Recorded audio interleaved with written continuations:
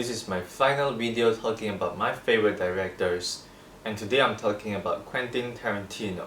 This is my favorite director of all time. I just love his movies. They are really stylized and very violent and visceral, and I really like his films. And let's talk about his style first before I talk about his movies.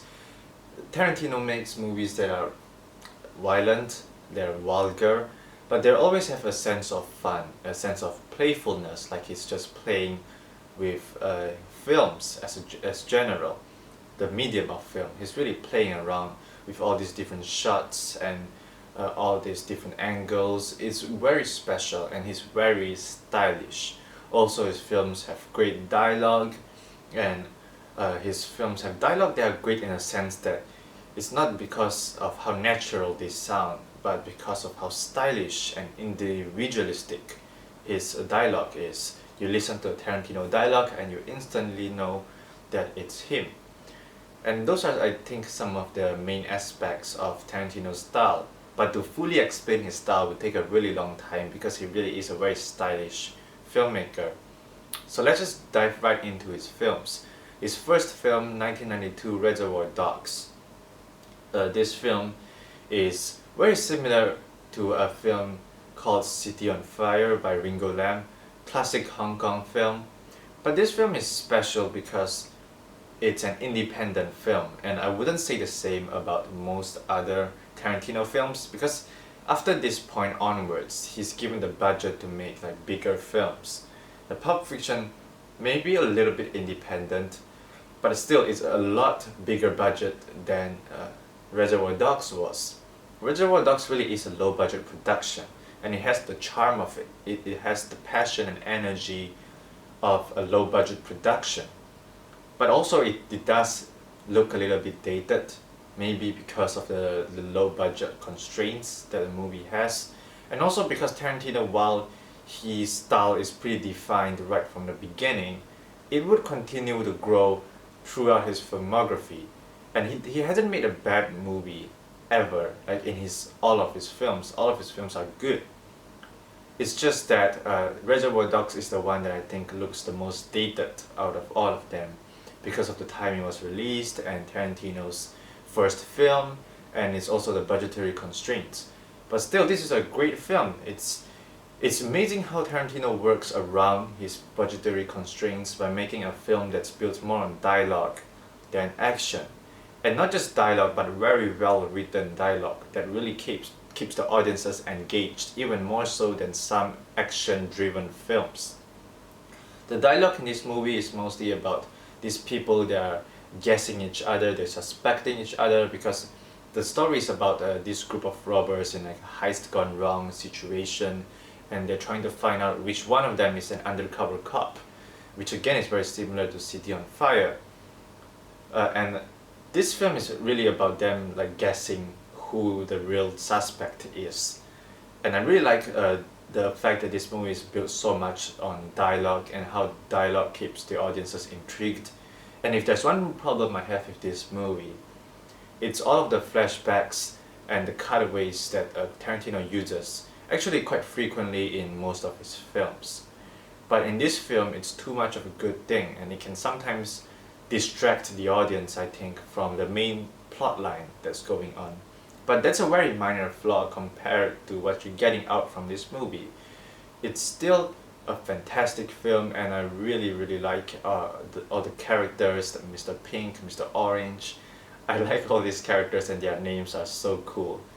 Yeah, this is definitely one of the coolest films ever, and even though it's not Tarantino at his best, it's still one of the best films of 1992. The next film that Tarantino made was the film that truly defined his style, and that's why I said that Reservoir Dogs wasn't as stylish as Tarantino could have been, because Pulp Fiction is Tarantino at the peak of his style. He totally mastered his style at this point, and this is a movie that is built a lot on style. Like the substance is there, it's there, but the style is the main appeal of the film. And this film is not to be thought of as a single whole, but as a film that is built on moments. It's built on moment to moment filmmaking. So as a whole, this movie may not be that good, it may not be good as a coherent plot or a story. But when you look at the individual moments in the film, all of them actually really stand out. And they're all so well directed and well written and so stylish. And all these moments, they really stand out and become an integral part of cinematic history. And a lot of these scenes are just so memorable that people still remember them to this day. And there are a lot of moments in this movie that I could still recall in my head very clearly because of just how unique they are. And the performances here, Samuel L. Jackson especially gives us of such a great performance in this movie, one of the best of his career. John Travolta, Uma Thurman, among many other actors who just give off great performances in this movie. This is a really stylish film, although it may not be the great entry point for people who are not familiar with Tarantino yet, because it has some slower moments here and there. Definitely one of Tarantino's more self-indulgent movies. He just does whatever he wants, he doesn't care. And that sometimes does strain the patience a little bit of the audience, I think. But as long as you are familiar with Tarantino's style, this is a great film to watch. The next film is Jackie Brown. This film was adapted from a novel by Elmore Leonard. The problem with him adapting the novel from another person is not that the novel is not good. It's just that the film loses some of the magic that the Tarantino film has. Because most Tarantino films are built as much on the directing as it is built on the screenplay. Because Tarantino, in addition to being a good director, is also a really good writer. Being adapting from a book does take away some of that magic of a Tarantino screenplay. But still, the characters still talk like Tarantino characters. And this is still a very good film that has really good performances by Robert De Niro, Samuel L. Jackson and others. And Pam Grier in particular is really good in this movie, and I am so happy that Tarantino gave her a chance to perform, considering her heyday was in the 70s and she is given a chance to perform in the 90s. It is a really good opportunity for her, and obviously a very good choice considering she is so good in the movie. The next film that Tarantino did was Kill Bill, starring Uma Thurman, and this film is Tarantino's love letter to martial arts films, the like Hong Kong martial arts films or Japanese samurai films. And this movie tributes them in a way that is so original because of how it shifts these elements together. It does take a lot of inspiration from other movies, but the originality comes from how he moves all of these elements together and how he kind of combines them, kind of like a chef cooking a meal. All of those ingredients are not original, but the way that he combines them makes it original. And that's, I guess, the best way to describe Kill Bill, which is food, apparently. So this film is really badass in so many ways. It's really more of a visual treat than anything else. It's very hard to describe this movie on paper because so much of the movie is built on the visuals and it's built on the vision of Tarantino and how he imagines these action sequences would look like. And this is probably his film with the most references yet. Like, there are so many little references to other martial arts films that really show his passion and his love for this genre and also his mastery of this genre. And the thing is, most filmmakers struggle to make even like one type of movie, but Tarantino effortlessly jumps from a Hong Kong martial arts film to suddenly a Japanese samurai film to suddenly a Western. He jumps between all these different styles of filmmaking so effortlessly in this movie, and he has really mastered the art of filmmaking in this particular genre. And to watch this film is just such a great experience to see someone who is so familiar with the genre that he's undertaking. Also, anyone who wants to watch Kill Bill, not only is it a great entry for newcomers to Tarantino's filmography, you also have to watch it back to back. Just watch Volume 1 and Volume 2 together, okay? I always consider them to be a single film, and I think that's the way Tarantino envisioned it. And it's just so much more epic that way. The fifth Tarantino film is Death Proof. Death Proof is released as a double feature with Robert Rodriguez's Planet Terror, and they're trying to create a very certain type of cinema. They're trying to recreate the exploitation genre that was prevalent in the 70s. These type of movies are usually cheap movies that would show at the drive-ins, and then there would be like a lot of thrills and a lot of genre thrills, and it's usually really cheap, entertaining, and fun, low budget, and very quickly made. Now the appeal of these films is really the fact that these films don't take themselves too seriously. They always have a certain charm to them that either commercial blockbusters or art house films don't have. And I think Tarantino recreated that very faithfully in this movie. It has that sense of playfulness, and the fact that it doesn't take itself too seriously makes it feel very much like an exploitation film. Not to mention all the details that this film has. For example, a lot of these old exploitation films would glitch out, glitch out by the sense that sometimes the film quality isn't that good, and sometimes the screen will start wobbling a little bit. Even those little details, those stuff are all in this movie, and it just really shows how passionate Tarantino is about recreating this genre down to its smallest details. But with that said, this movie has some of the least memorable characters in Tarantino's whole filmography. Although exploitation films aren't really built on characters, but then again, most genre films aren't built on characters. But Tarantino is a director who is built on characters, so I really wanted to see some great characters, which I did not get from this movie. Also, what disappointed me is, I think that Mary Elizabeth Winstead, who is a great actress in this movie, is really underutilized. She's in the movie for like 15 minutes, I don't know. Not enough of Mary Elizabeth Winstead in this movie. I really wanted to see her more. You really have to understand what Tarantino is going for in order to enjoy this movie. It's for a very niche market. But as long as you are familiar enough with Tarantino's work, I would say go ahead and watch this movie, because like I said, there is no bad Tarantino movie, only some are good and some are great. The next Tarantino film that he did was Inglourious Basterds. This is his take on a war film, like a Nazi film. And what's so great about this film is that all the great characters are back this time. Like, one of my biggest problems with Death Proof is that the lack of memorable characters.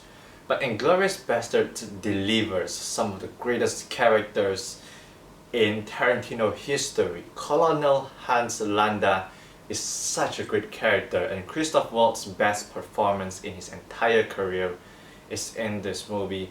One of the best villains of all time as well. Just a great film with a lot of great characters. Brad Pitt is also really good in this movie. Melanie Laurent, Daniel Brühl, and what's her name again? Oh my god, it's too early in the morning, I can't remember her name. And also that actress who appeared in National Treasure, whose name I am so sorry I cannot remember right now. I will go look it up later. And all these actors are so good in this movie, and this is such a complex storyline that has all these separate storylines that don't seem like they connect to each other at first. But near the end of the movie, all these storylines kind of collapse together, and you start to see how everything works. And it's such a complex storyline that requires so much complexity to write. And I'm so happy that this story was created by Tarantino, because it's such a unique story, and I really don't think anyone else would be able to write a story like this. And compared to his last two films, which have relatively simplistic plot lines, this movie's plot really shines. It's just such a special story, and it's a story about the love of cinema as much as it is about the pure hatred of Nazis that the characters in this movie show. The next film that Tarantino did was Django Unchained. which is one of my favorite Tarantino films as well. Inglourious Basterds was a very suspenseful movie. It was like really slow and suspenseful, and it just constantly moves from one suspenseful sequence to another. While Django Unchained, on the other hand, is a very action-packed film. It's a film that's filled with a lot of action and a lot of entertaining sequences that will dazzle you, and it's back to the visual treat that was in Kill Bill as well. This is a very visual film, and a lot of the shootouts in this movie are so well filmed and they look so badass. I hope there's a more professional way to describe this movie other than badass, but this movie is really badass, and that's the most accurate way to say it. This movie makes you feel awesome, it makes you feel pumped, and this is a very exciting, adrenaline pumping film. And the character arc in this movie is so good. Jamie Foxx's character in this movie has such a great character arc, and I am so happy that to be able to see his character develop from the beginning to the end and see how his character changes. Also, Leonardo DiCaprio plays such an evil character in this movie. I did not expect that at all, but he's so evil in this movie, and I'm loving it. He looks like he's having so much fun being this very evil character that I don't think he usually plays. Next film that Tarantino did, oh wait, I forgot to mention Samuel L. Jackson in Django Unchained. It's really good too. Although he's a supporting character, he completely transforms into like another character. You don't see Samuel L. Jackson at all in his character. Such a different performance and such a transformative performance. The next Tarantino film was The Hateful Eight, which again goes back to more quiet film. You know, you do realize that every time Tarantino makes like a really loud and action-packed film, he always goes, the next film is always a more quiet film. So you see, you get like Kill Bill, and then Inglourious Basterds, and then Django Unchained, and now Hateful Eight, which is this more quiet film. And this film is very similar to Reservoir Dogs in structure. It's also about people double guessing who is the prime suspect here. But this film is very different from Reservoir Dogs. This film is staged very much so, I think, like a theater play, like you would watch a stage play, because it's mostly in this one location, and it's very claustrophobic, and I like that. Usually Tarantino's films feel like they go to a lot of different places to show you a lot of different visual treats, but this is very different because it's confined in this one space. And when a movie is confined in only one space, it's really up to the writer to really find a lot of ideas that do not reach beyond this space, and Tarantino manages to do that very well in this movie. A lot of suspense and a lot of double guessing, and it's a lot of fun.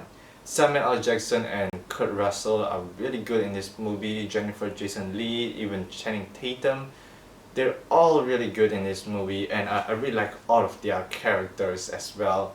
And one of the best things about the movie is that all these characters have their own secrets that they are hiding from each other, and you never really know what's true. And all these characters are just so colorful, and the ending of the movie really paid off, especially for such a long movie. The ending of this movie was awesome. Like, it was just this sudden outburst of violence that you would expect from a Tarantino film. And I may not like this movie as much as the others because it's a very different movie. But I still like it very much, and I'm very happy that Tarantino did this experiment. The next film that he did, which is also the last film I'm talking about, is Once Upon a Time in Hollywood. His most chill movie. Like, there's barely any violence in this movie, or at least the type of amount of violence that you would expect from Tarantino. This film is a very chill and very laid-back movie that's really, it's more like a slice of life movie where you just live through a day with these characters. It's not really about anything specific as much as it is the experience of living with these people and going through their daily lives.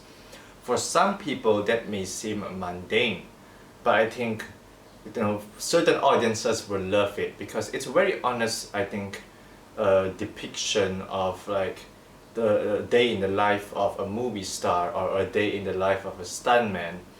And usually people don't get to experience that, and we only get to experience that in cinema. And that's one of the greatest gifts of cinema, to experience the life of others in their shoes.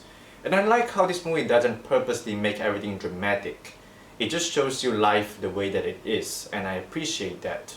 Also, this movie's vision of 1969 Hollywood is so pretty, and it's so transportive. It's gonna transport you back to that world when you watch this movie. The set design, the costumes and everything, they just really pop, and they really leave a very strong memory in my mind.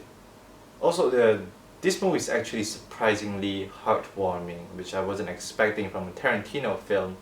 And this is a very light-hearted and fun movie, and a slice of life movie, and I really like it very much. So those are my reviews for the Tarantino's films.